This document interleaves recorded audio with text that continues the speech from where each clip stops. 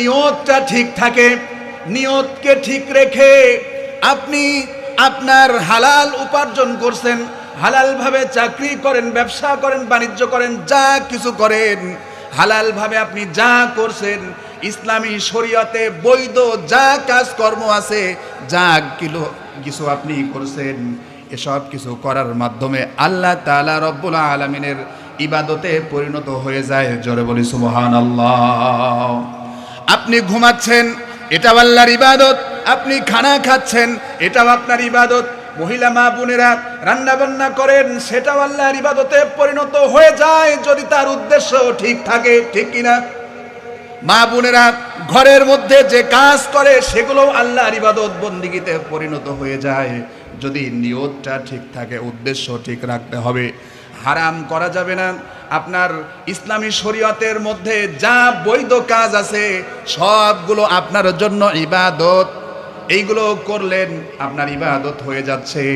সুতরাং আপনি আপনার শুধুমাত্র শয়তানি কর্মকাণ্ডকে বাদ দিতে হবে, আর আল্লাহ তাআলা রব্বুল আলামিনের ইবাদত বন্দেগী করতে হবে। সম্মানিত হাজরিন, আল্লাহ তাআলা দুনিয়াতে আমাকে আপনাকে প্রেরণ করেছেন তার ইবাদত বন্দেগী করার জন্য। আর আল্লাহ এটা দেখতে চান যে দুনিয়াতে কে ভালো করে আর কে মন্দ করে। এজন্যই হায়াত আর মৌতকে সৃষ্টি করা হয়েছে। অসম্মানিত হাজরিন, সুতরাং এখন সময় মাত্র কম।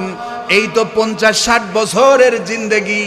এই জিন্দেগিতে আমি কি করলাম, কার জন্য করলাম, কার পিছনে দৌড়ালাম?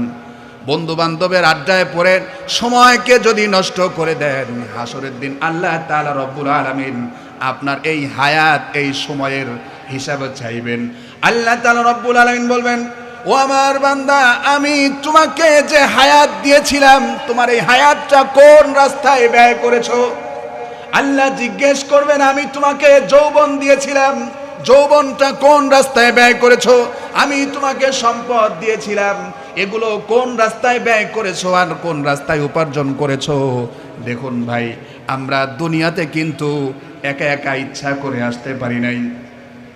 দুনিয়াতে আমরা ইচ্ছা করে আসতে পারি নাই। আল্লাহ তাআলা রব্বুল আলামিন আমাদেরকে ইচ্ছা করে প্রেরণ করেছেন।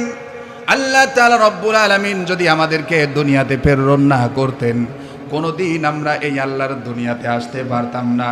আল্লাহর দুনিয়াতে আমরা এসেছি, আল্লাহ তাআলা মাসুম হিসাবে দুনিয়াতে পাঠিয়েছেন যখন আমাদের শরীরে কোনো গুনাহের দাগ ছিল না। মাসুম হিসাবে আল্লাহ তাআলা আমাকে আপনাকে দুনিয়াতে পাঠিয়েছেন।